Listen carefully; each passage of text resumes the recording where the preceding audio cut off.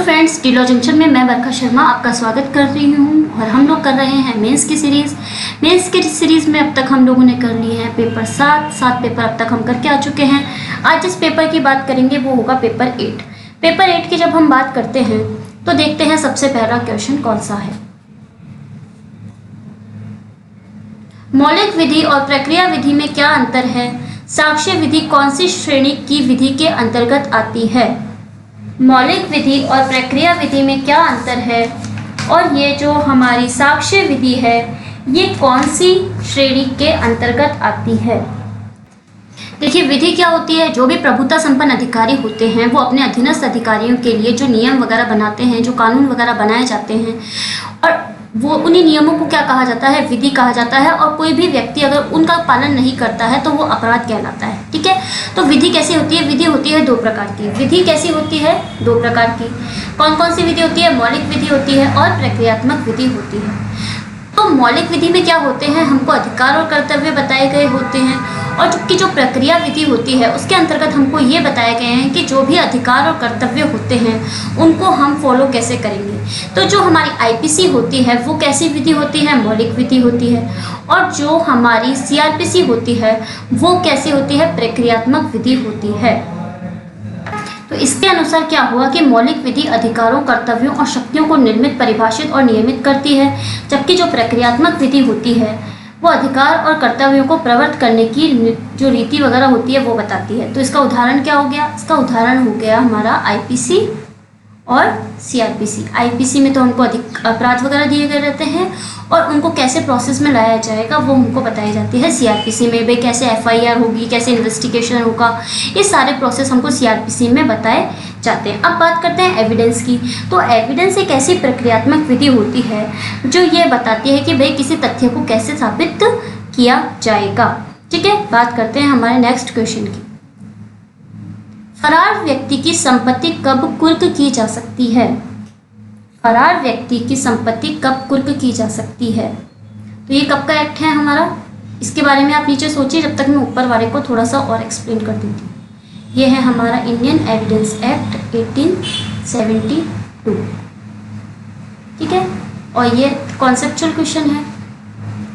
तो ये तो क्या होता है, हर एक्ट में आता है भाई कहीं कौन सा मौलिक विधि है, कौन सी प्रक्रियात्मक विधि है, अधिकतर पूछते हैं वो। ठीक है, फिर आता है फरार व्यक्ति की संपत्ति कब कुर्क की जा सकती है?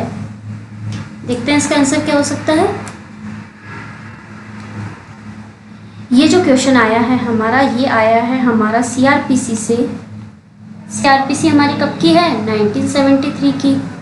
तो यहाँ पे कौन सा सेक्शन आया है इसके अंतर्गत? इसके अंतर्गत कौन सा क्वेश्चन है ये? कौन सा सेक्शन है? सॉरी, 83 जो आता है, 83 का क्लॉज 1, उसके अंतर्गत हमको बताया गया है कि भाई कब कोई फरार व्यक्ति होता है उसकी संपत्ति को कुर्क किया जा सकता है। तो बात करते हैं, जब फरार व्यक्ति अपनी समस्त संपत्ति या उसके अंशतः भाग के व्ययन करने वाला हो। मतलब एक व्यक्ति है जिसको फरार घोषित किया गया है और वो अपनी संपत्ति, मतलब जो भी उसकी प्रॉपर्टी वगैरह है या उसके किसी भाग को पार्टली यानी व्ययन करने वाला है, सेल करने वाला है, अथवा अपनी समस्त संपत्ति या उसके भाग को संबंधित न्यायालय की स्थानीय अधिकारिता से हटाने वाला है। ठीक है, न्यायालय का अधिकार क्षेत्र है, यहाँ उसकी कोई प्रॉपर्टी थी, उस प्रॉपर्टी को इस क्षेत्र से हटा के दूसरे क्षेत्र में रखने वाला है, तो क्या होगा? इसको कुर्क किया जा सकता है। किसके द्वारा? न्यायालय के द्वारा।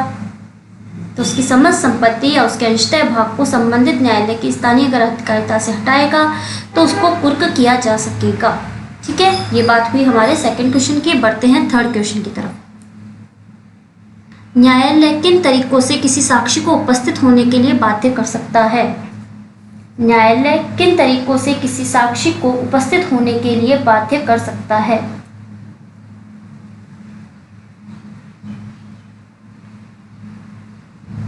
कौन से एक्ट का क्वेश्चन है ये? साक्षी देखते ही सीधे इंडियन एविडेंस एक्ट की तरफ मत चल जाना कि भाई साक्षी तो क्या पता सीधे इंडियन एविडेंस एक्ट की बात कर रहा होगा।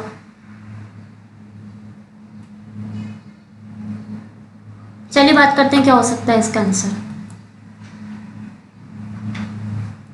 ये वाला जो क्वेश्चन है ये हमारे सीआरपीसी से कनेक्टेड है।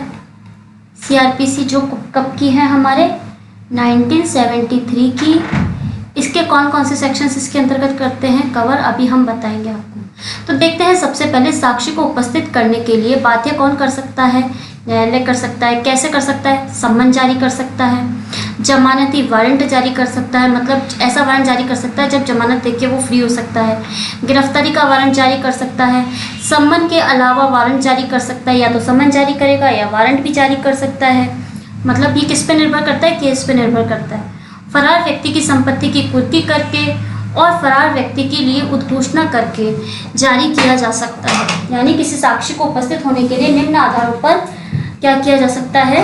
बाध्य किया जा सकता है। तो कौन कौन से सेक्शंस कवर होंगे यहाँ पे? यहाँ पे जो सेक्शंस कवर होंगे वो होंगे 61, 70, 72, 83 और 87। इन सबको एक साथ पढ़ेंगे आप लोग इस क्वेश्चन को तैयार करने के लिए। ठीक है, आप लिखेंगे जैसे क्वेश्चन के न्यायालय किन तरीकों से किसी साक्षी को उपस्थित होने के लिए बाध्य कर सकता है, तो ये पॉइंट्स लिख के लिखेंगे इनके आगे सेक्शंस। ठीक है, ये आपका एक तरीके से होमवर्क हो गया।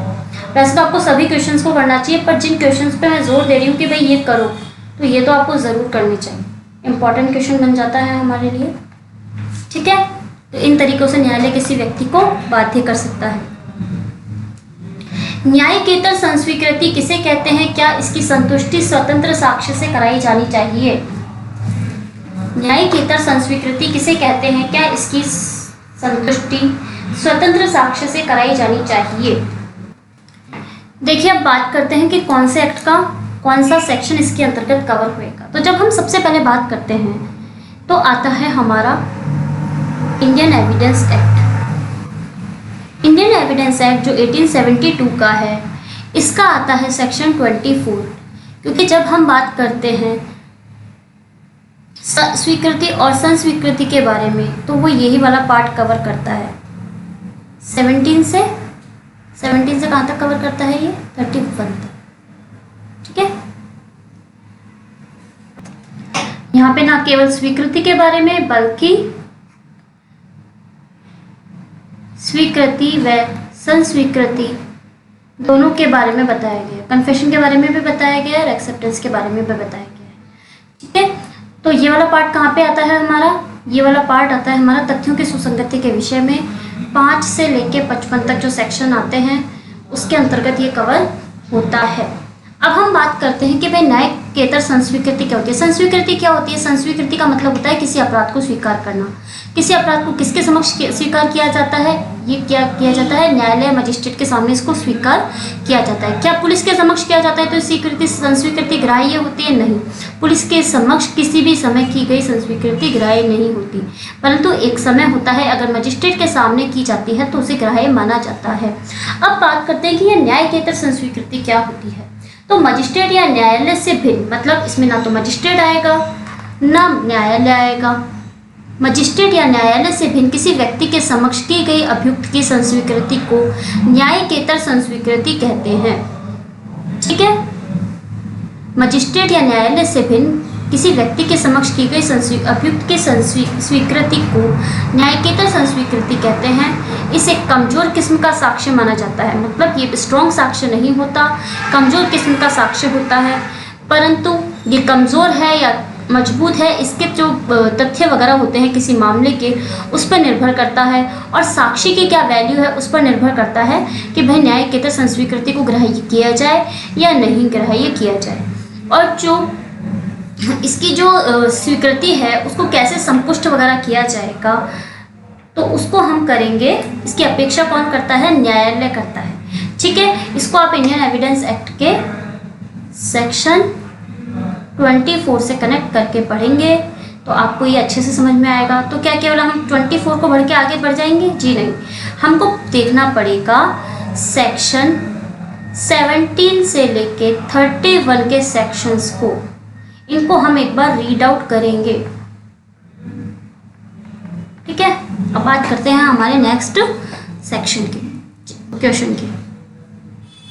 जो 8 वर्षीय नौकर है ने अपने मालिक की मेज की दराज से एक नया पार्कर पेन चुराया जिसका मूल्य 105 रुपये है तथा जो उसे बी, जो बीए फाइनल का 21 वर्षीय विद्यार्थी है, को 15 रुपए में बेच दिया। ए और बी ने कौन सा अपराध कारित किया है?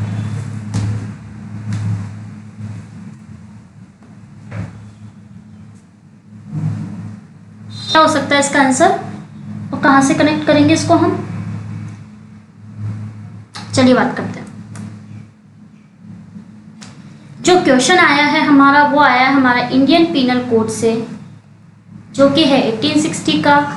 यहाँ पे कौन कौन से सेक्शंस कनेक्ट करेंगे हम? यहाँ पे सबसे पहले करेंगे 82, 83, उसके बाद 378, 379 और 380 और 311।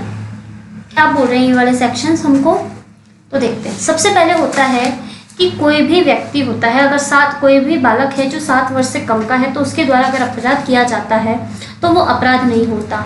कहाँ पे कवर किया गया है? साधारण अपवादों के अंतर्गत किया गया है। साधारण अपवाद हमको कहाँ दिए गए हैं? साधारण अपवाद हमको दिए गए हैं चैप्टर 4 के अंतर्गत। चैप्टर 4 किसका? आईपीसी का। चैप्टर 4 कहाँ से कहाँ तक कवर हो रहा है? 76 से लेके 106 तक। यहाँ पे आता है सेक्शन 82, जो हमको बोलता है 7 वर्ष से अगर कोई व्यक्ति 7 वर्ष से कम है, कम आयु का शिशु अगर कोई कार्य करता है तो वो अपराध नहीं होगा। लेकिन वहीं आता है 83 हमको बोलता है 7 वर्ष से अधिक और 12 वर्ष से कम व्यक्ति के द्वारा अगर अपराध किया जाता है, बालक के द्वारा अपराध किया जाता है, तो अपराध नहीं होता, यदि एक्सेप्शन लगा दिया यहाँ पे। क्या? यदि उसकी जो समझ है वो परिपक्व नहीं हुई हो। समझ जो होती है वो परिपक्व नहीं हुई हो, मतलब कि वो मामले की जो परिस्थिति वगैरह होती है उसको नहीं समझ पा रहा हो। तो ये बात जब हमको बोली, तो अब यहाँ पे कह रहे हैं कि ए की जो समझ थी वो परिपक्व हो गई। तो परिपक्व हो गई तो उसने चोरी का अपराध घटित कर दिया। अगर उसकी सोच परिपक्व नहीं होती तो उसे चोरी के अपराध के लिए दंडित नहीं किया जाता। और बी ने जानबूझकर चोरी की संपत्ति प्राप्त करने का अपराध किया है, तो उसको हम ले जाएंगे 411 की तरफ, क्योंकि 411 कहता है चुराई हुई संपत्ति को प्राप्त करने के लिए दंड की बात करता है। ठीक है, अब आता है चोरी कहाँ पे डिफाइन की गई है। तो चोरी आ गई 378 में, और आता है 379 जो कि क्या बोलता है हमको? चोरी का दंड। और 380 कहता है निवास गृह में चोरी। तो इन सब सेक्शंस के अकॉर्डिंग हमारा ये वाला क्वेश्चन सॉल्व होगा। तो आप लोगों को ये सारे क्वेश्चन एक बार देखने चाहिए, सेक्शंस को जाके गो थ्रू करना चाहिए। ठीक है, मिलते हैं हमारे नेक्स्ट क्वेश्चन से। क्या वयस्क संतान भरण पोषण की श्रेणी में आ सकती है? क्या जो वयस्क संतान होती है वो भरण पोषण प्राप्त कर सकती है या नहीं? कौन सा एक्ट आएगा यहाँ पे हमारा? कौन से एक्ट का क्वेश्चन है ये? तो बात करते हैं हम कि ये जो क्वेश्चन है हमारा, ये कनेक्ट होता है सीआरपीसी से। सीआरपीसी है हमारी 1973 की। इसके जब हम सेक्शन के ऊपर जाएंगे तो सेक्शन आता है 125, उसका सब क्लॉज आता है 1 और उसका क्लॉज आता है ग, जो हमको बताता है कि वयस्क संतान जो विवाहित पुत्री नहीं हो, अपनी शारीरिक या मानसिक असामान्य क्षति के कारण अगर अपना भरण पोषण करने में असमर्थ है, तो वो वयस्क संतान भरण पोषण प्राप्त कर सकती है अपने माता पिता से। ठीक है, ये वाली बात हमको बोली किसने? 125(1) ग ने। ठीक है, इसमें इतना ज़्यादा कुछ डिटेल में जाने की ज़रूरत नहीं है। अब नेक्स्ट क्वेश्चन की तरफ चलते हैं। संक्षिप्त विचारण में न्यायालय को कौन सी प्रक्रिया अपनानी चाहिए? संक्षिप्त विचारण किसके द्वारा किया जा सकता है? संक्षिप्त विचारण में न्यायालय को कौन सी प्रक्रिया अपनानी चाहिए और संक्षिप्त विचारण किसके द्वारा किया जा सकता है? कौन से एक्ट का क्वेश्चन है ये? चलिए बात करते हैं इसके आंसर की। तो जब हम बात करते हैं संक्षिप्त विचारण की, तो समरी ट्रायल की, तो बात आती है सीआरपीसी की। सीआरपीसी है हमारा 1973 का। इसका सेक्शन आता है हमारा 262, 260 और 262। ये बात करते हैं समरी ट्रायल के इस प्रोविजन से रिलेटेड।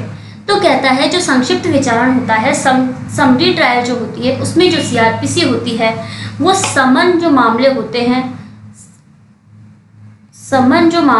हैं उनकी जो ट्रायल होती है उसमें जो प्रक्रिया अपनाता है वही प्रक्रिया यहाँ पे, वही प्रोसीजर यहाँ पे फॉलो करता है। तो संक्षिप्त विचारण कौन कर सकता है? कौन कर सकता है? मुख्य न्यायिक मजिस्ट्रेट कर सकता है, चीफ जुडिशियल मजिस्ट्रेट कर सकता है, मेट्रोपॉलिटन मजिस्ट्रेट कर सकता है, और अगर उच्च न्यायालय के द्वारा यानी कि हाई कोर्ट के द्वारा विशेषतः सशक्त किया गया, मतलब ऐसा व्यक्ति है जिसको सशक्त किया गया है, वो फर्स्ट क्लास मजिस्ट्रेट।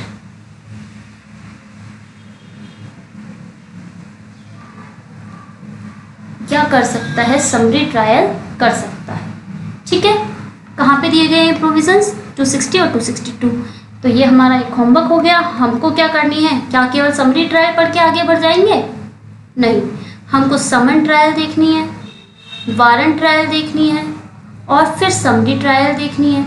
ये तीनों ट्रायल्स हम लोग पढ़ेंगे आज, और ये होमवर्क आज की आज कंप्लीट हो जाना चाहिए। बढ़ते हैं नेक्स्ट क्वेश्चन की तरफ। किन परिस्थितियों में किसी स्त्री द्वारा गर्भपात कराना अपराध की श्रेणी में नहीं आता है? किन परिस्थितियों में किसी स्त्री के द्वारा गर्भपात कराना अपराध की श्रेणी में नहीं आता है? मतलब ऐसी कौन सी सिचुएशंस हैं जब कोई जो स्त्री होती है, फीमेल होती है, अगर अबॉर्शन कराती है तो उसको अपराध नहीं माना जाएगा। तो जब हम इसके आंसर की बात करते हैं तो आता है आईपीसी। आईपीसी हमारी है 1860 की, और इसमें आता है चैप्टर नंबर 16। चैप्टर 16 में एक पार्ट आता है हमारा गर्भपात से रिलेटेड 312 से 318 तक। वहाँ पे हमको बताया गया है कि भाई कौन सी सिचुएशन होगी जब कोई स्त्री अगर अपना अबॉर्शन कराती है तो उसको अपराध नहीं माना जाएगा। अगर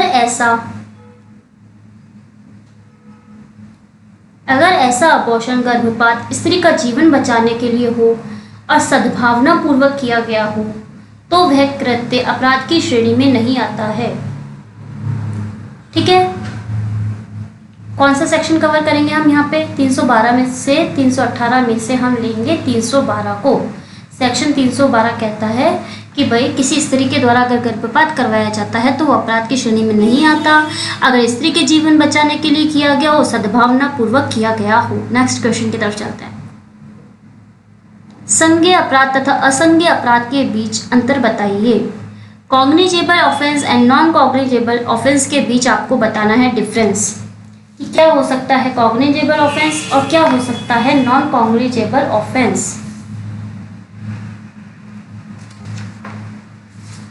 संज्ञेय अपराध और असंज्ञेय अपराध के मध्य क्या अंतर होता है?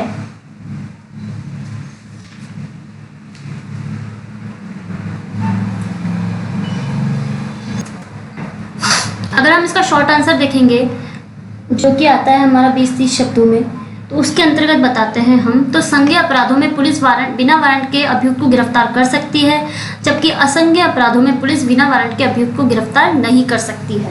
और संज्ञेय अपराध जो होते हैं वो गंभीर और संगीन प्रकृति के होते हैं, जबकि असंज्ञेय अपराध सामान्य प्रकृति के होते हैं। कौन सा एक्ट आएगा यहाँ पे? यहाँ पे आएगा हमारा सीआरपीसी।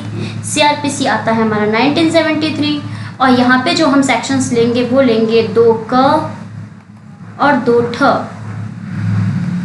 ठीक है, ये बात हुई हमारे इस वाले क्वेश्चन की। बढ़ते हैं नेक्स्ट क्वेश्चन की तरफ। दहेज मृत्यु की क्या अवधारणा है? अगर दहेज मृत्यु हो जाती है तो उसकी क्या अवधारणा होती है बताना है आप लोगों को। और कौन सा एक्ट कवर करेंगे हम यहाँ पे?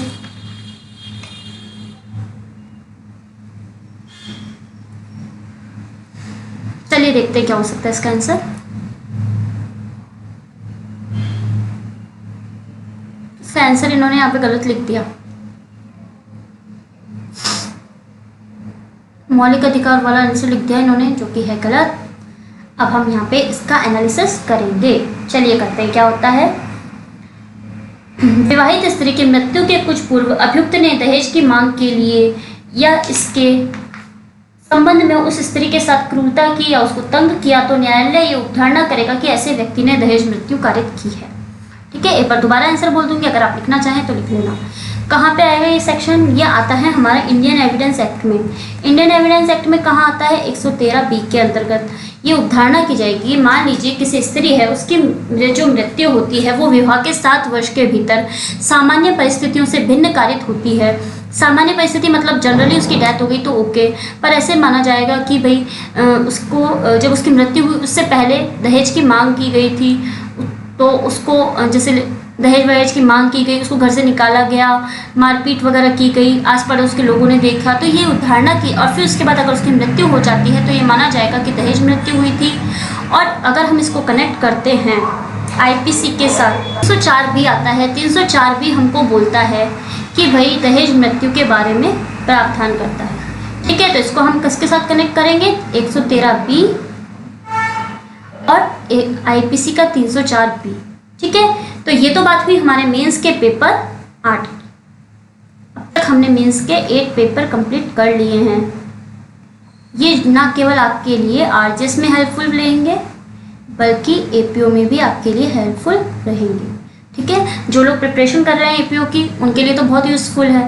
ठीक है ना, तो आप क्या कीजिए, कॉन्सेप्चुअली पढ़िए और फिर हमारे संग यहाँ पे क्वेश्चन सॉल्व करिए। और आप इस चैनल को प्लीज़ लाइक, शेयर और सब्सक्राइब कीजिए, जिससे जिस भी व्यक्ति को इसकी ज़रूरत हो, इन क्वेश्चंस की ज़रूरत हो, उसके पास ये क्वेश्चंस पहुंच जाएं। ठीक है, मिलते हैं नए लेक्चर के साथ, नए पेपर के साथ। Thank you so much.